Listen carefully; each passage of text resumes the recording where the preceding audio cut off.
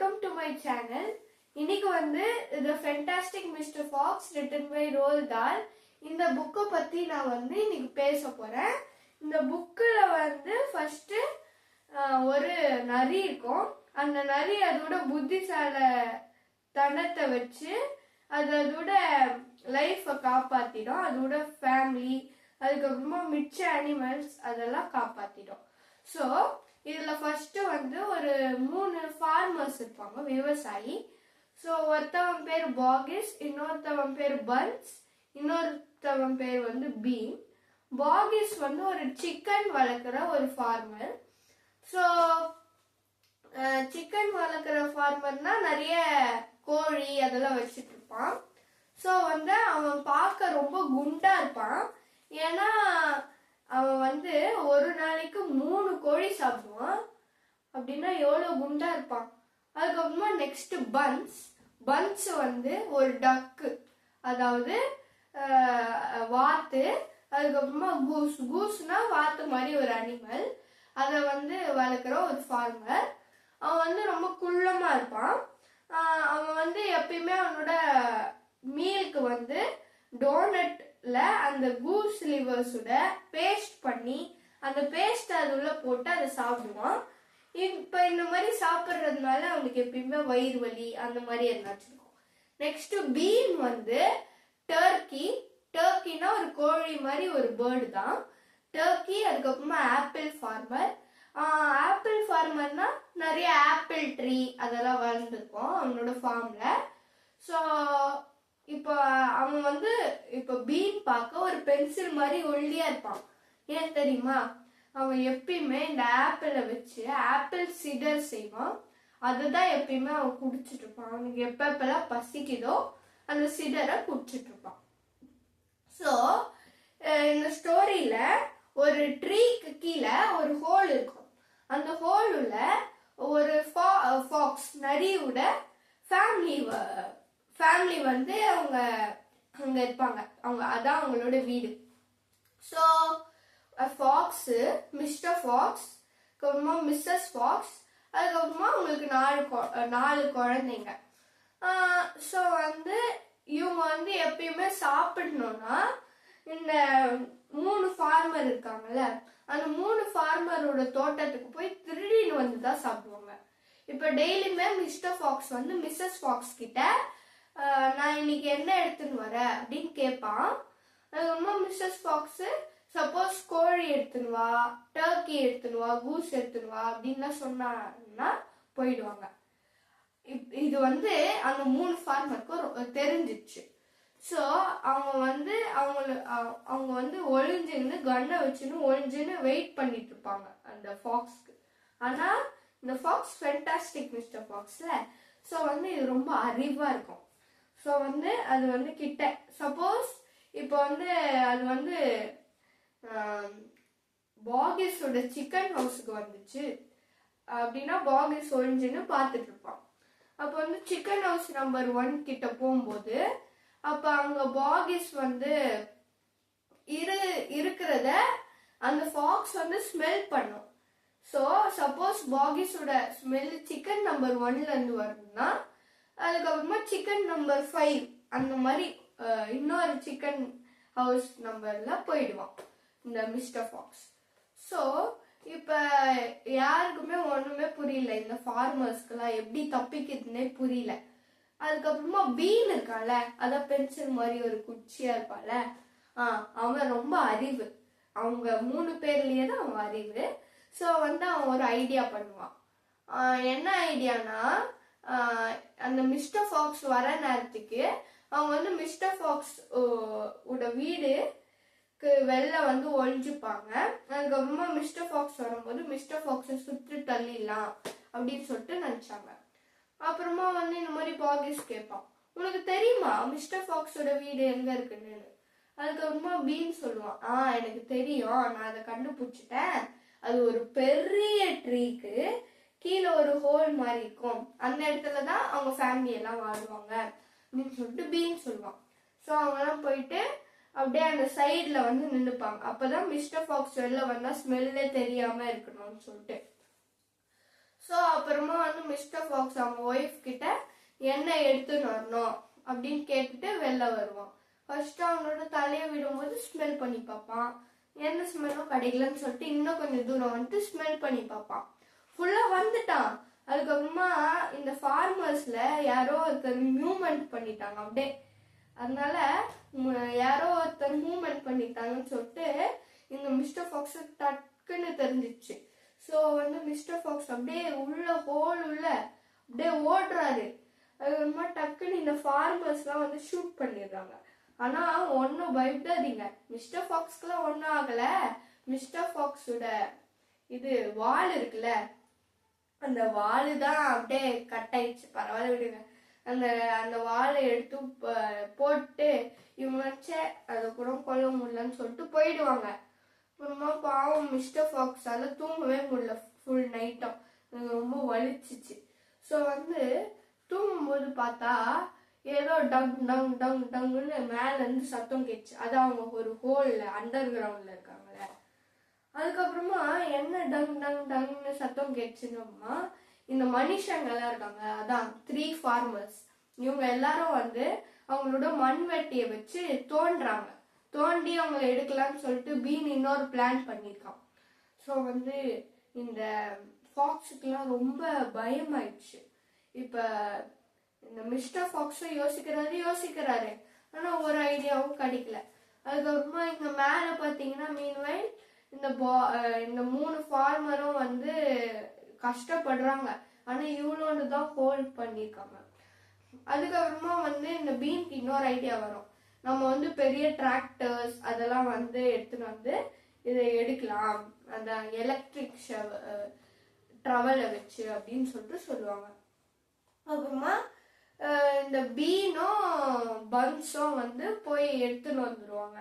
எடுத்துன்னு வந்துட்டு அதை இப்படி அதை வச்சு தோண்டுவாங்க. கிட்ட வந்துட்டாங்க. அதுக்கப்புறமா திடீர்னு மிஸ்டர் ஃபாக்ஸ்க்கு ஒரு ஐடியா வந்துடும். இதை நான் நினைக்கவே இல்லையே, ஃபாக்ஸால மனுஷனால ஃபாஸ்டா தோண்ட முடியும். அதனால ஃபாக்ஸ் எல்லாரும் சேர்ந்து அதாவது அவங்க 6 பேரும் வந்து அப்படியே டிக் பண்ணுவாங்க. ரொம்ப கீழே போயிட்டாங்க. அவங்க கீழே போய் தூங்கின்னு இருப்பாங்க.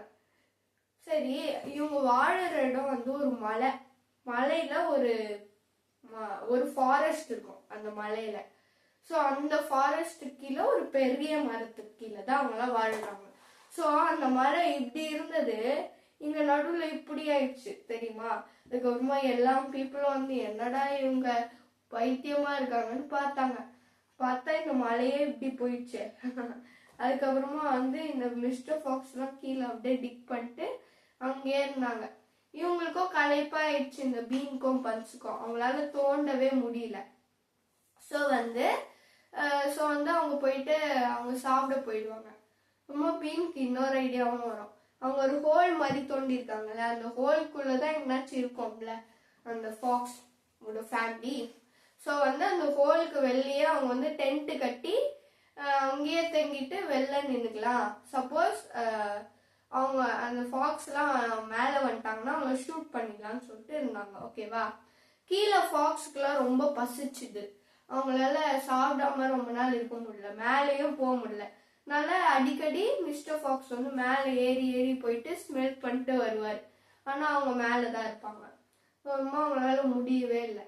அதுக்கப்புறமா பாகிஸ் இல்லை, இப்போ பீன் வந்து இன்னொன்று கூட பண்ணிட்டான். அவங்களால இப்படியே ஓட்டை பண்ணி அப்படிக்கா இப்ப இந்த ஹில் இருக்குன்னா அவங்க இங்க இருக்காங்கன்னா ஓட்டை பண்ணி இப்படிக்கா போக முடியாம ஆக்குறதுக்கு வந்து நிறைய சோல்ஜர்ஸ் அவங்களெல்லாம் ஃபுல்லா சுத்தி வச்சிருக்க சொல்லியிருக்காங்க. ஓகேவா. அதுக்கப்புறமா இவங்களுக்குலாம் வேற வழியே இல்லை, மேலதான் போய் தீரணும். அதுக்கப்புறமா இந்த மிஸ்ஸஸ் ஃபாக்ஸ், அதுக்கப்புறமா அவங்க 4 குழந்தைங்க அவங்கெல்லாம் கேட்பாங்க, எதனாச்சும் ஐடியா சொல்லுங்கப்பான்னு. அதுக்கப்புறமா கண்ணை மூடின்னு மிஸ்டர் ஃபாக்ஸ் வந்து என்னாச்சும் ஐடியாவை வந்து யோசிச்சுட்டு இருப்பாரு. மிஸ்ஸஸ் ஃபாக்ஸ் டோட்டலா டயர்டா வீக்கா ஆயிட்டாங்க. அதனால அவங்களால இன்னும் தோண்டவே முடியல.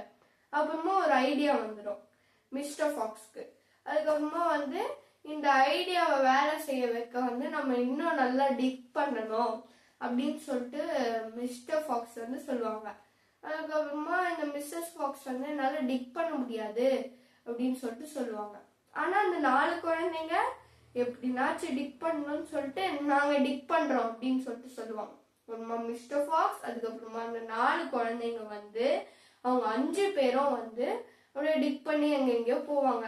மிஸ்டர் ஃபாக்ஸ் எங்க போறோன்னே சொல்லவே இல்லை. ரொம்ப மேல அப்படியே டிக் பண்ணி போயிட்டோன்னே இன்னும் கொஞ்சம் போகவே முடியல. மேல ஏதோ ஸ்டீலா இருந்தது. அதுக்கப்புறமா அந்த ஸ்டீலை வந்து இப்படியே எடுத்து மிஸ்டர் ஃபாக்ஸ் வந்து ஃபர்ஸ்ட் வெளில வந்தாங்க. வெளில வந்துட்டு அவங்க மிஸ்டர் ஃபாக்ஸ் வந்து அந்த நாலு குழந்தைங்களையும் கூப்பிட்டாங்க. இங்க வாங்க, வந்து பாருங்க பசங்களா என்ன இருக்குன்னு. அதுக்கப்புறமா அவங்களாம் வந்தாங்களா, வந்துட்டு பார்த்தா ரொம்ப ஆச்சரியம். அவங்க வந்து பாகிஸோட சிக்கன் ஃபார்முக்கு வந்திருக்காங்க. ஸோ வந்து அவங்க நிறைய ஒரு 3 இல்லை ஒரு 2-3 சிக்கன் எடுத்துக்கிட்டு அவங்க வந்து எடுத்துக்கிட்டு அப்படியே மூடி வச்சுட்டாங்க.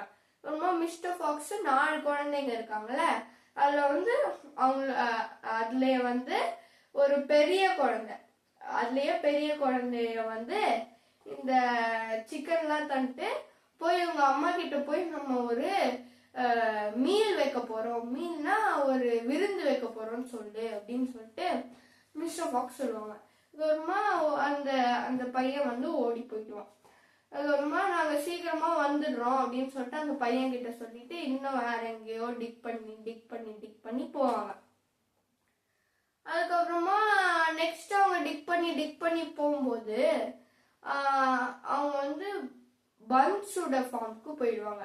அதுல கொஞ்சம் கூஸு டக்கு அதெல்லாம் கொஞ்சம் எடுத்துக்கிட்டு மிஸ்டர் ஃபாக்ஸ் திருப்பியும் 3 குழந்தைங்க தானே இருக்கு, ஒரு குழந்தை போயிட்டால.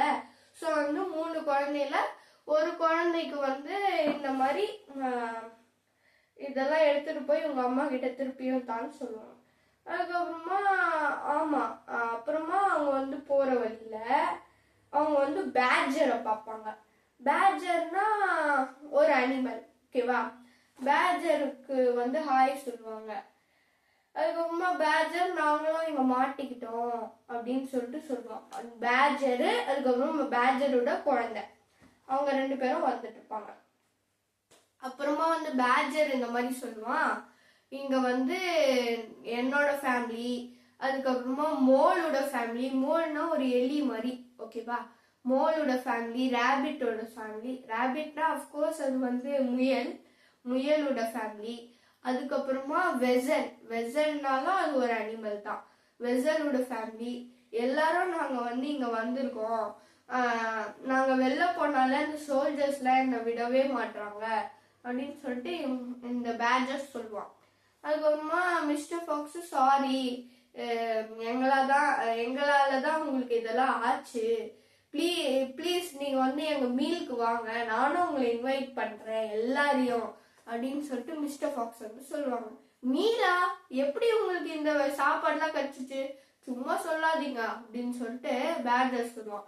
அதுக்கப்புறமா பேட்ஜர் கிட்ட ஒரு வேர்டு சொல்லாமையே இந்த மிஸ்டர் ஃபாக்ஸ் வந்து பேட்ஜரோட பையன் இருக்காங்க, பையா நீ போயிட்டு எல்லாரையும் கூப்பிட்டுக்கிட்டு நாங்க இருந்த இடத்துக்கு எல்லாரையும் கூப்பிட்டுட்டு போ, நாங்க ஒரு மீல் பண்ண போறோம்னு சொல்லிட்டு எல்லாருக்கிட்டையும் சொல்லு அப்படின்னு சொல்லிட்டு மிஸ்டர் ஃபாக்ஸ் வந்து சொல்லுவான்.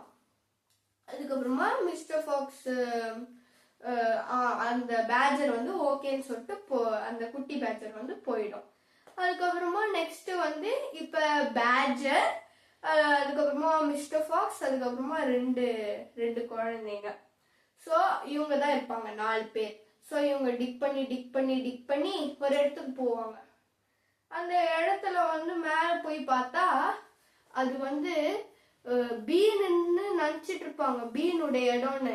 ஆனா அந்த இடத்துல வந்து அது பீனோட டர்க்கிலாம் இல்லை, அந்த இடம் வந்து பீனோட சீக்ரெட் ரூம்னு சொல்லுவாங்க. ஸோ அந்த சீக்ரெட் ரூம் உள்ள வந்து அவங்க எப்படியே போவாங்களா, அப்போ ஒரு எலி இருக்குவாங்க. இது என்னோட இடம், நீங்க போயிடுங்க, நீங்க இங்கெல்லாம் வரவே கூடாது அப்படின்னு சொல்லிட்டு இந்த எலி சொல்லும். அப்புறம் மிஸ்டர் ஃபாக்ஸ் வந்து நான் உன்னை கடிச்சு சாப்பிட்டுருவேன், எனக்கு ஆல்ரெடி ரொம்ப பசிக்குது, நான் வந்து உன்னை சாப்பிட்டுருவேன், அப்படிக்கா போயிடுன்னு சொல்லிட்டு மிஸ்டர் ஃபாக்ஸ் பயமுறுத்தான்.